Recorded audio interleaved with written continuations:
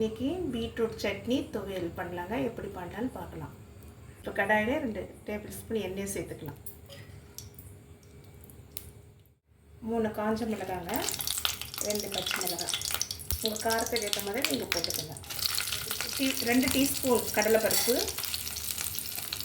1 teaspoon சீரகம். இதை கொஞ்சம் ஸ்லோ ஃப்ளேமில் வறுபடலுங்க.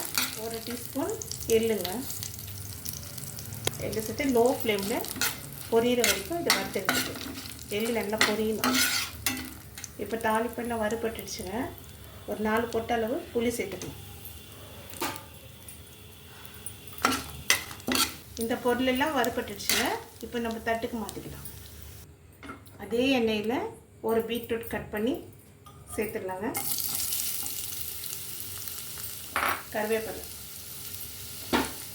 பீட்ரூட்டு லோ ஃப்ளேமில் 70% வதங்கினா போடுங்க. பீட்ரூட் வதங்கிடுச்சுங்க. இப்போ ஸ்டவ் ஆஃப் பண்ணிடலாம்.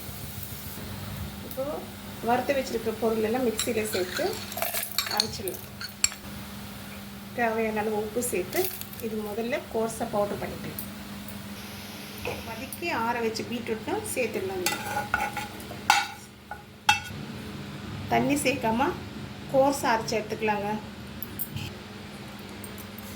பாருங்கள், இந்த அளவுக்கு கோர்ஸாக அரைச்சி எடுத்துக்கணும். சேர்த்துக்கலாங்க. தாளிக்கிறதுக்கு வச்சுங்க. 1/2 ஸ்பூன் கடுகு, 1/2 ஸ்பூன் சீரகம், 1/2 ஸ்பூன் உளுத்தம்பருப்பு, 1/2 ஸ்பூன் கடலைப்பருப்பு, ஒரு காஞ்ச மிளகாய் 2 கிலோ போட்டுங்க. தாளிப்பு வறுபட்டுடுச்சுங்க. இப்போ கருவேப்பிலை கொஞ்சம், பெருங்காயம் சேர்த்துக்கலாம். இந்த சட்னி பீட்ரூட் சட்னி இதில் சேர்த்துட்டு ஸ்டவ் ஆஃப் பண்ணிடலாம். ஸ்டவ் ஆஃப் பண்ணிவிட்டு அதில் வதக்கி விட்டுடலாம்.